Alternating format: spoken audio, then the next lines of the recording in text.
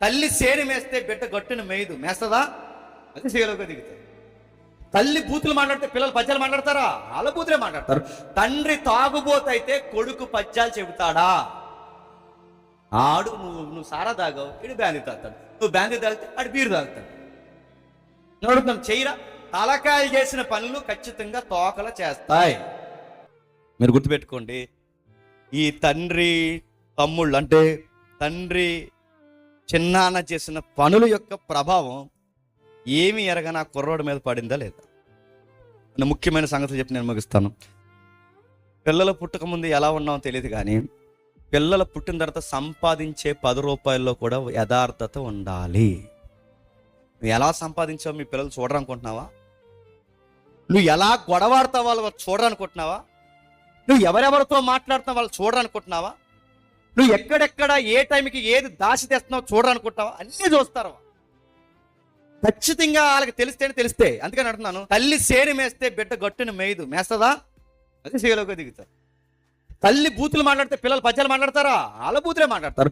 తండ్రి తాగుబోతైతే కొడుకు పద్యాలు చెబుతాడా? ఆడు నువ్వు సారా తాగావు, ఇడు బ్యాందీ తాగుతాడు. నువ్వు బ్యాందీ తాగితే ఆడు బీరు తాగుతాడు. నడుతున్నాం చెయ్యరా.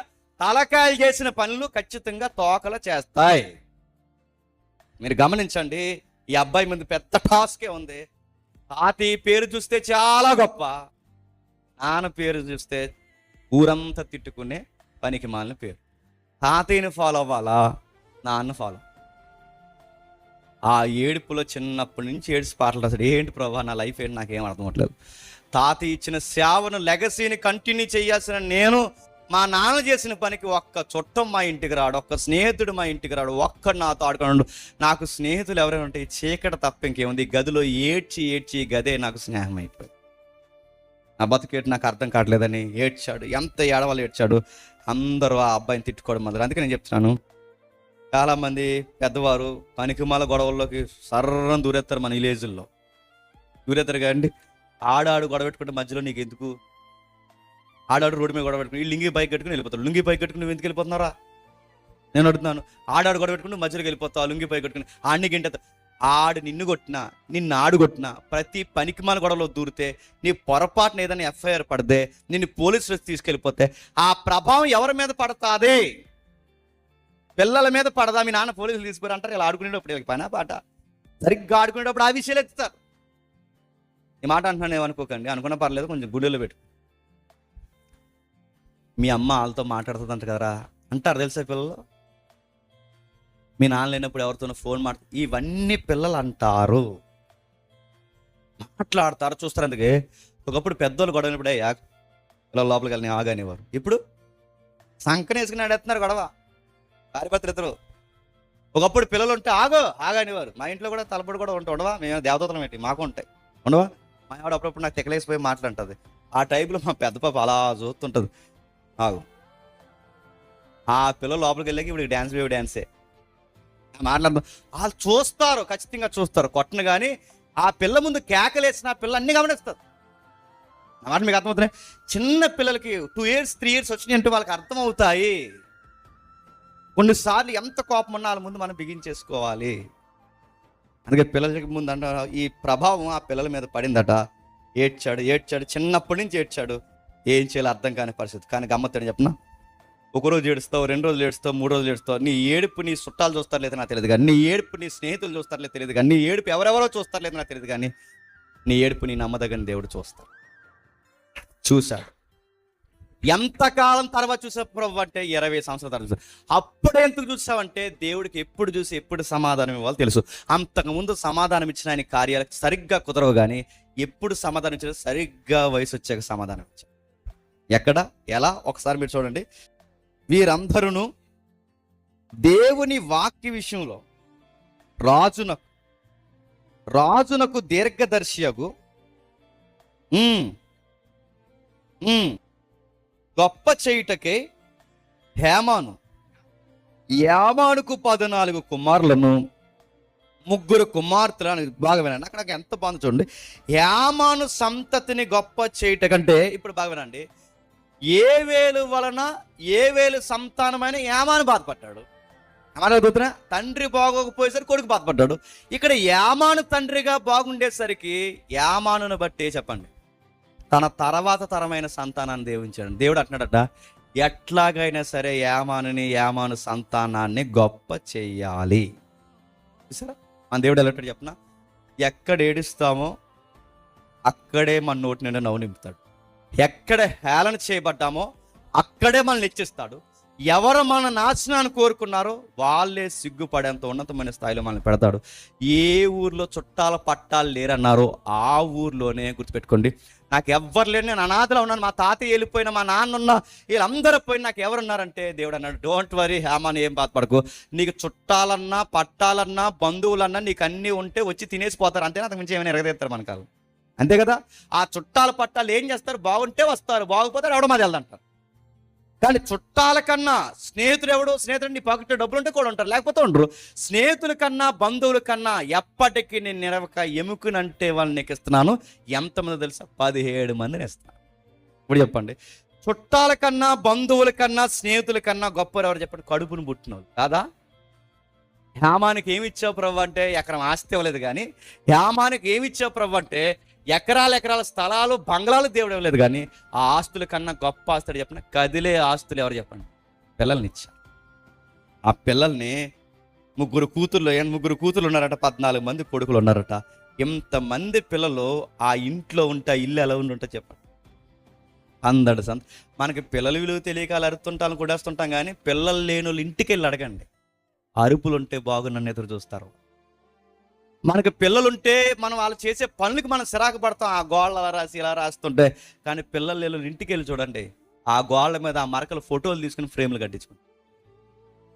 మనకి పిల్లలు తెలియక, నేను ఆ మధ్య ఒక అబ్బాయి లేక పుట్టాడు, ఆడు పుట్టినోడికి వాడికి ఏదో కొంచెం ఇబ్బంది ఉందా, ఆ కాళ్ళు వంకరు ఉండేవి, ఆ తర్వాత మళ్ళీ వాడిని ఏదో బాగు చేస్తారు.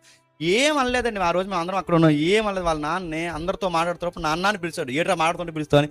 ఆ కుర్రోడి మీద కాలు ఎత్తుది అనేసాడు. ఎంత ఉంటాడండి కుర్రోడు. ఒకప్పుడు ఆడు కాళ్ళు సరిగా లేవని ఏడ్చావు, ఒకప్పుడు ఆడు పుట్టకపోయేసరికి ఏడ్చావు, ఇప్పుడు ఆడు ఏదో పిలిచాడు అలా ఆడి మీద కాలు ఎత్తుది అనమాట. ఆ కాలు తగలలేదు, కానీ తంతా ముందు కడిపాడు ఏదో తిరిగిపోయినాడు. పిల్లలు ఉన్న వారికి పిల్లలు తెలియదు, కానీ హేమాన్ని అడిగితే చెప్తాడు. ఎందుకు చెప్తున్నా, ఇన్ని రోజులు ఈ చీకట్లు ఏడ్చాను, ఇన్ని రోజులు ఈ గదులు ఏడ్చాను, ఇప్పుడు నా జీవితంలోకి సందడి వచ్చింది. ఇప్పుడు చెప్పండి, ఒక పిల్లోడు ఉంటేనే ఇల్లు గొల్ల అయిపోతుంది మనకి, అది ఇద్దరు ఉంటే ఇంక ఇల్లు అమ్మేసుకుని పోవడమే, ముగ్గురు ఉంటే ఇంక అంతే సంగతి, ఇంకేదో పాకేసుకోవడం బెటర్.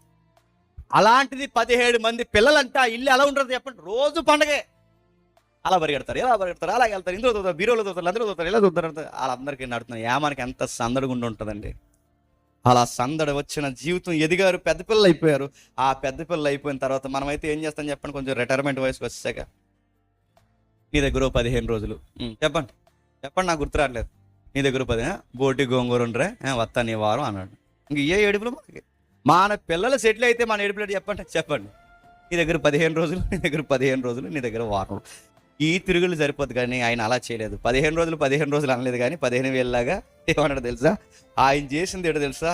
నాన్నరాయ్, ఏ దేవుడైతే నా కన్నీళ్ళు తుడిచేశాడో, ఏ దేవుడైతే నా ముఖంలో నవ్వులు నింపాడో, ఏ దేవుడైతే నా జీవితాన్ని ఒక్కసారిగా టర్న్ మార్చేశాడో, ఏ దేవుడైతే నన్ను ఎంత ఆశీర్వాదకరంగా మార్చాడో, మిమ్మల్ని నుంచి నేను కోరుకునేది ఏంటంటే మీ డబ్బు, మీ కార్యాలు నాకు ఏమవుతుంది, కానీ ఆ దేవుడి మందిరంలో పడేయాడంట్రా అన్నాడు.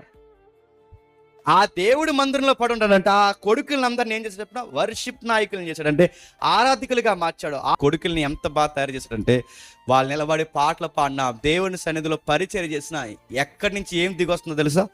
దేవుని మహిమ దిగొస్తుంది. అంటే ఆయన ఏం చేశాడు తన పిల్లల్ని అంటే, మీరు గమనించండి, తన కొడుకుల్ని దేవునికి మహిమార్థమైన పాత్రలుగా మార్చాడు. తర్వాత వాళ్ళు గవర్నమెంట్ ఎంప్లాయీస్ అయిపోయారు. మీరు ఇంటికి వెళ్ళి చదవండి, ఏడండి ఆ ఏడుపు ఎల్ఐ దగ్గర, పొల్లయ్య దగ్గర, ప్రెసిడెంట్ దగ్గర, ఎమ్మెల్యే దగ్గర కాకుండా దేవుడి దగ్గర ఏడండి.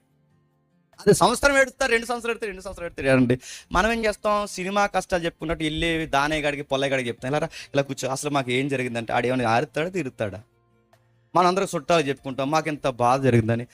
పాపాల్లో ఒక పాపం ఏంటి చెప్పినా, మనకు ఏదో జరిగిపోయిందని మన మీద మనం జాలిపడి మన కోసం మనం ఏడవడం కూడా పాపమే తెలుసా? సౌలు అలాగే ఏడిచాడు, ఆడి మీద ఆడికే జాలి, క్షమించాను, ఆయన మీద ఆయనకే జాలి. మాటలు అర్థమవుతున్నాయి. మన మీద మనం జాలిపడకూడదు, మన మీద దేవుడు జాలిపడాలి. మనం ఏడిసే ఏడుపు దేవుడి దగ్గర వెళ్ళాలి. మనం ఏం చేస్తాం? వాళ్ళకి చెప్తాం, వీళ్ళకి చెప్తాం. వీళ్ళు చెప్తే ఏం చెప్తారు? వాళ్ళు వెళ్ళి ఇంకో నలుగురు చెప్తారు. అంతేనా? ఇంకేమైనా చేస్తారా వాళ్ళు?